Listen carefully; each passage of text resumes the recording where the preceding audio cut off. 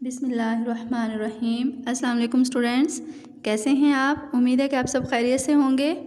Okay بیٹا، آج ہم غزل number 2 کی تشریح کریں گے جس کے شاعر کا نام ہے خواجہ حیدر علی آتش۔ شعر نمبر 1 ہے اس کا: رخ و زلف پر جان کھویا کیا، اندھیرے اجالے میں رویا کیا۔ اس کی تشریح ہے: شاعر کی تصوراتی دنیا محبوب کے تصور رعنائی اور جمال سے آباد ہے۔ رخ یار دن رات شاعر کے گرد گھومتا رہتا ہے۔ محبوب کی زلفیں ان کے دل کو اسیر کیے رکھتی ہے۔ یعنی کہ شاعر نے اپنے محبوب کے چہرے کو دن کے اجالے سے اور اس کی زلفوں کو رات کی سیاہی سے تشبیہ دی ہے۔ بقول شاعر: تو زلف سمیٹے تو ملے دن کو اجالا، تو زلف سمیٹے تو ملے دن کو اجالا، تو زلف بکھیرے تو بنے رات کی صورت۔ محبوب کا چہرہ اور حسن شاعر کی تاریک زندگی کو اس طرح روشن کر دیتا ہے جس طرح روشنی رات کی تاریکی کو اجالے میں تبدیل کر دیتی ہے۔ جھوٹی محبت کا دعویٰ تو سبھی کرتے ہیں، مگر اس میں پیش آنے والی تکلیف کو برداشت کرنا مشکل کام ہے۔ جب دل و جگر بے تاب ہو جاتے ہیں اور ہجر کی راتیں طویل ہو جاتی ہیں تو پھر آنکھیں خون کے آنسو روتی ہیں۔ آتش کے شب و روز بھی ان حالات ہی میں سے گزر رہے ہیں۔ وہ کہتے ہیں کہ میرے محبوب کے حسین چہرے اور اس کی سیاہ گھنی زلفوں پر فدا ہوتا رہتا ہے، یعنی کہ اس کا دل کیا ہے، اس پر فدا ہوتا رہتا ہے، جس کی وجہ سے دن ہو یا رات آہوزاری اور رونا دھونا میرا مقدر بن گیا ہے۔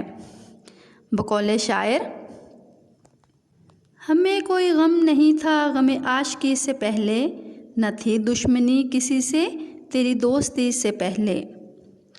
محبوب سے ملاقات سے قبل ہماری زندگی میں اتنے غم نہ تھے، محبوب سے ملاقات کے بعد تو سکون و چین ہر شے برباد ہو گئی ہے، مگر مجھے محبوب نہ مل سکا۔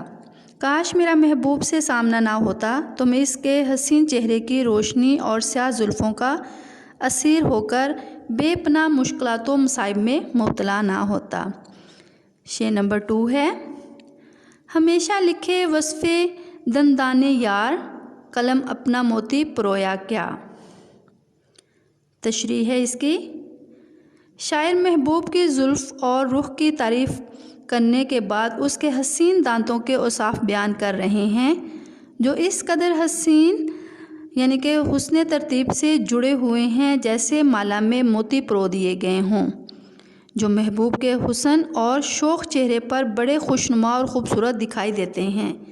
اور جب بھی محبوب کے چمکیلے دانتوں کی تعریف لکھنے لگتا ہوں تو میرے قلم میں اس قدر جوش اور روانی آ جاتی ہے کہ تعریفی کلمات خود بخود ہونے لگتے ہیں، جو ان حسین و دلکش دانتوں کا عطا کردہ کرشمہ ہے۔ بقول شاعر: تیرے دندانوں لب نے کر دیا بے قدر عالم میں، گوہر کو، لال کو، یاقوت کو، ہیرے کو، مرجان کو۔ الغرض شاعر اپنے کہے ہوئے لفظوں کو موتیوں سے تشبیہ دے رہا ہے۔ وہ کہتا ہے کہ جس طرح کوئی شخص اپنے محبوب کے دانتوں کو موتیوں سے تشبیہ دیتا ہے، اسی طرح میرے شعر بھی موتیوں کی طرح ہیں، اور یوں میں نے اپنی ساری شاعری اپنے محبوب کے دانتوں کی خوبیاں بیان کرتے ہوئے کی ہے، یعنی میری ساری شاعری ہی موتیوں کی مانند ہے۔ اور اپنے محبوب کے دانتوں کی خوبصورتی بیان کرتے ہوئے کہتے ہیں کہ جب میرے محبوب یعنی کہ مسکراتے ہیں تو دانت اور موتیوں کی طرح چمکتے ہوئے دکھائی دیتے ہیں۔ بقول شاعر: سنا ہے بولے تو باتوں سے پھول جھڑتے ہیں، یہ بات ہے تو چلو بات کر کے دیکھتے ہیں۔ شاعر مزید لکھتے ہیں کہ شاعری میں تصنع اور بناوٹ آ گئی ہے جو اس شعر میں بھی موجود ہے۔ اردو شاعری میں محبوب کے دانتوں کی تعریف کیا ہے، انوکھا تجربہ ہے۔ نیکسٹ شعر ہے شعر نمبر 3: کہوں کیا ہوئی عمر کیوں کر بسر، میں جاگا کیا بخت سویا کیا۔ تشریح ہے اس کی: تشریح طلب شعر میں شاعر نے اپنی بد نصیبی کا ذکر کیا ہے۔ وہ اپنی بد نصیب قسمتی کے متعلق کہتے ہیں کہ ہمارا مقدر ہی الٹا ہے، ہم جو چاہتے ہیں تقدیر ہمیشہ اس سے الٹ چلتی ہے۔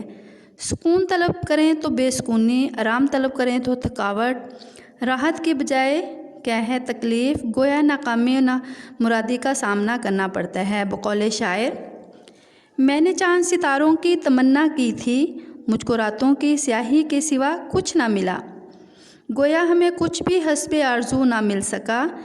ہم کیا بتائیں کہ ہم نے زندگی کس انداز میں بسر کی ہے۔ ایسے معلوم ہوتا ہے کہ ہم نے زندگی کو نہیں بلکہ زندگی ہمیں گزار رہی ہے۔ ہم نے دنیاوی مال و متاع کے حصول کے لیے کوشش کی تو ناکام رہے۔ ہم نے محبوب کو حاصل کرنے کی تگ و دو کی مگر کامیاب نہ ہو سکے۔ اس تمنا کی تکمیل کے لیے پوری زندگی جاگ جا کر کاٹ دی مگر میری تقدیر سوئی رہی۔ بقول شاعر، حسب خواہش نہ مل سکا کچھ بھی، ہم نے جیون لٹا کے دیکھا ہے۔ الغرض، اس شعر میں شاعر نے جاگا اور سویا دو متضاد الفاظ استعمال کیے ہیں، جس سے شعر کے صوتی حسن میں اضافہ ہو گیا ہے۔ شعر نمبر 4 ہے، رہی سبز بے فکر کشتے سخن، نہ جوتا کیا میں نہ بویا کیا۔ تشریح ہے اس کی، خواجہ حیدر علی آتش کہتے ہیں کہ میری شاعری میں جو حسن اور روانی ہے میرے غموں کا رد عمل ہے، اور یہ غم مجھے میرے محبوب کی جانب سے ملے ہیں۔ دراصل بعض لوگ محبوب کے ہجر و فراق میں پیدا ہونے والی محرومیوں کو اپنی ذات کا حصہ بنا لیتے ہیں اور ان پر مایوسی کے بادل چھائے رہتے ہیں۔ شاعر محبوب کے حسن و جمال سے نغمے تخلیق کرتے ہیں جس سے ان کی شاعری کا چرچا عام ہے۔ شاعر کو اس کاوش کے لیے کسی خاص کرب سے بھی نہیں گزرنا پڑا، یوں اپنے احساسات کو بغیر کسی محنت کے لفظوں میں ڈھالتے رہے۔ بقول شاعر، ہائے یہ حسن نظر وائے یہ رعنائی فن، ہم تو بھوکے ہیں مگر کھیت ہے شاداب اپنا۔ یعنی کہ شعر و شاعری کی کھیتی میری عدم توجہی یعنی کہ عدم توجہ کے باوجود بھی اور بے فکری کے باعث بھی سرسبز و شاداب رہی۔ میں نے نہ تو اس کھیتی میں کوئی بیج بویا اور نہ ہی ہل چلایا۔ میں اس کسان کی طرح ہوں جو زمین میں ہل چلاتا ہے، اسے ہموار کر کے پانی دیتا ہے، پھر بیج بوتا ہے اور بڑی دیکھ بھال کے بعد اسے اس کا پھل ملتا ہے۔ یعنی مجھے شعر کہنے میں کوئی دقت پیش نہیں آئی، میں نے جب چاہا شعر کہہ دیا۔ شاعری ایک خداداد صلاحیت ہے۔ جب مجھ پر اشعار کی آمد ہوتی ہے تو خیالات اشعار کے سانچے میں خود بخود ڈھلتے چلے جاتے ہیں۔ نیکسٹ شعر ہے، برہمن کو باتوں کی حسرت رہی، خدا نے بتوں کو نہ گویا کیا۔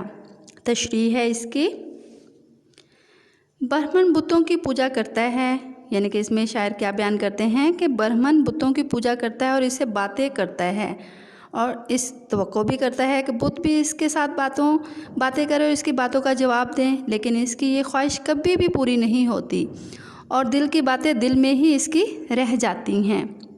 بقول شاعر، بتوں سے تجھ کو امیدیں خدا سے نو امیدی، مجھے بتا تو صحیح اور کافری کیا ہے۔ برہمن اور بت استعارہ ہیں۔ عاشق اور محبوب کے لیے عاشق بھی برہمن کی طرح پوجا کی حد تک اپنے محبوب سے محبت کرتا ہے اور چاہتا ہے کہ وہ بھی محبوب کا جواب محبت سے دے، یعنی کہ محبوب بھی اسے محبت کرے اور وہ بھی اس کا جواب محبت سے ہی دے، لیکن وہ اپنی سنگ دلی کے باعث لب کشائی نہیں کرتا۔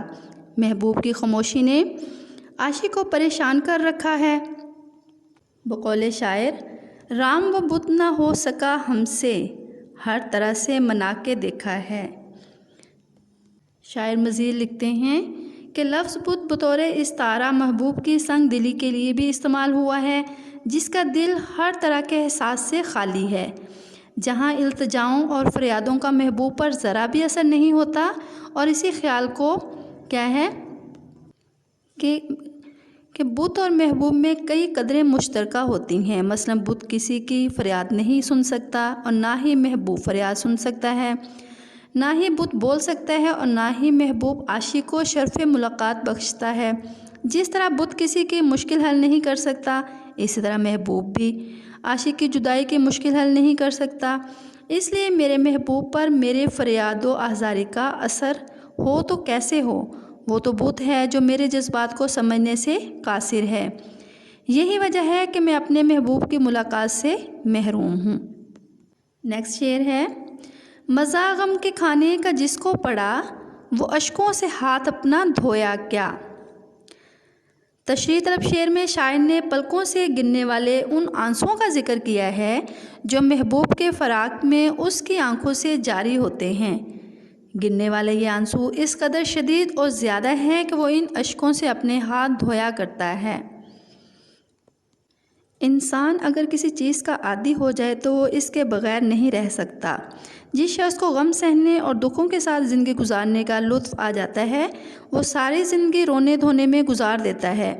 اس کی آنکھوں سے ہر وقت آنسو رواں رہتے ہیں، وہ اپنے ہی آنسوں سے ہاتھ دھوتا رہتا ہے۔ دوسرا مفہوم اس کا یہ ہے کہ جو لوگ غم سہنے کے عادی ہو جاتے ہیں، اس کے لیے دکھ اور صدمے بے معنی ہو کر رہ جاتے ہیں۔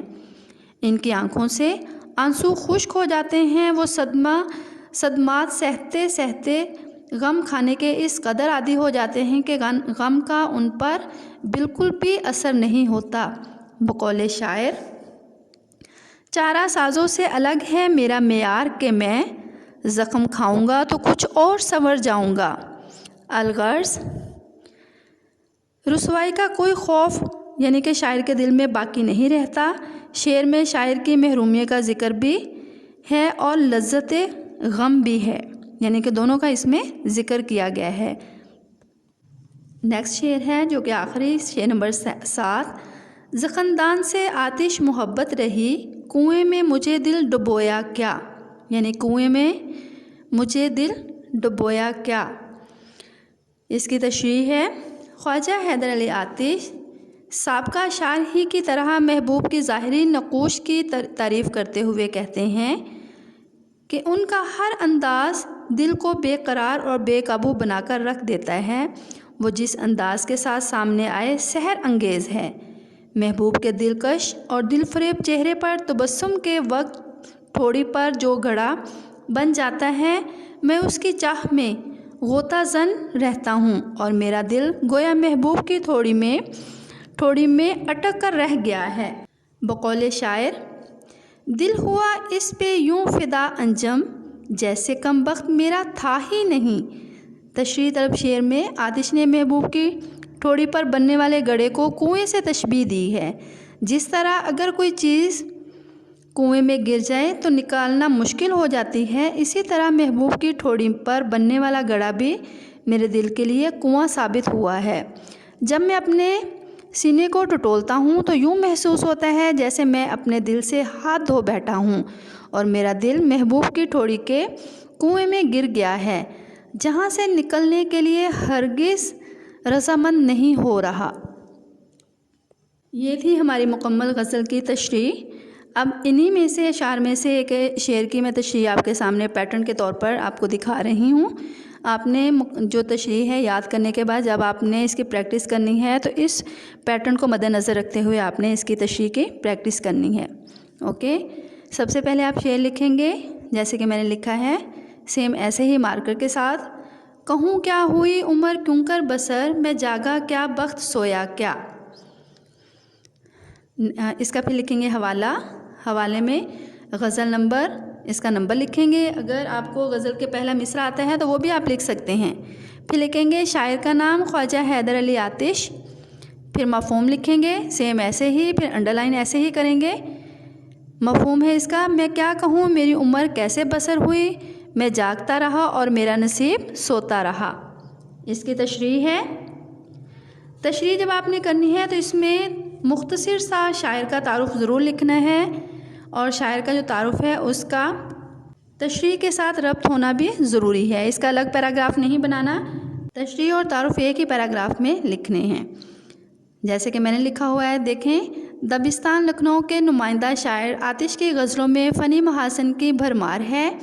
ان کی شاعری میں تغزل کی بیشتر خوبیاں موجود ہیں۔ قلندرانہ مزاج کا حامل شاعر اس شعر میں بیان کرتے ہیں کہ زندگی کو غم جہان میں لازم ملزوم ہے، یعنی کہ دونوں کیا ہیں، لازمی حصہ ہیں۔ جب تک انسان زندہ رہتا ہے غم اس کا پیچھا نہیں چھوڑتے۔ یعنی کہ اپنی بد نصیبی کا ذکر کیا ہے کہ ہمارا مقدر ہی الٹا ہے، ہم جو چاہتے ہیں تقدیر ہمیشہ اس سے الٹ چلتی ہے۔ بقول شاعر، میں نے چاند ستاروں کی تمنا کی تھی، مجھ کو راتوں کی سیاہی کے سوا کچھ نہ ملا، گویا ہمیں کچھ بھی حسب آرزو نہ ملا، میں جب تک، یہاں سے دیکھیں میں نے آخری جو لائن ہے وہاں پہ نہیں لکھا، اس کو میں نے چھوڑ دیا ہے، ایسے ہی آپ نے چھوڑتے ہوئے نیکسٹ پیج پہ جانا ہے، پھر لکھنا ہے میں جب تک زندہ رہا دکھوں نے گھیرے رکھا، ساری عمر ناکامیوں اور حسرتوں میں گزر گئی، اپنے غیر اور غیر جو تھے وہ دشمن بن گئے، میں تو چلتا پھرتا انسان تھا مگر میرے نصیب ہمیشہ سوئے رہے، وقت نے کبھی بھی ساتھ نہ دیا۔ کسی شاعر نے آتش کے خیالات کی ترجمانی یوں کی ہے، میں جاگ رہا ہوں اے شب غم، پر میرے نصیب سو رہے ہیں۔ شاعر مزید لکھتے ہیں کہ ہم نے دنیاوی مال و متاع کے حصول کے لیے کوشش کی تو ناکام رہے، ہم نے محبوب حاصل کرنے کی تگ و دو کی مگر کامیاب نہیں ہوئے، اسی تمنا کی تکمیل کے لیے پوری زندگی جاگ کر کاٹ دی مگر میری تقدیر سوئی رہی۔ اس شعر میں سویا اور جاگا دو متضاد الفاظ بھی بیان کیے ہیں جس سے شعر کے صوتی حسن میں اضافہ ہوا ہے۔ اسی طرح آپ اس کو نیچے جیسے میں نے لائن لگائی ہے اسی طرح لائن لگاتے ہوئے آپ نے کیا ہے اس تشریح کو کمپلیٹ کرنا ہے، ایسے ہی آپ نے پریکٹس کرنی ہے اس کی، جیسے کہ آپ کو اس کا پیٹرن دکھایا گیا ہے۔ اس کے بعد آپ نے شعر نمبر 2 کی جو تشریح ہے وہ اپنی نوٹس پر لکھنی ہے، باقی آپ نے مکمل اشعار کی تشریح یاد کرنی ہے اور ساتھ میں اضافی اشعار بھی یاد کرنے ہیں۔ اوکے، بیسٹ آف لک، اللہ حافظ۔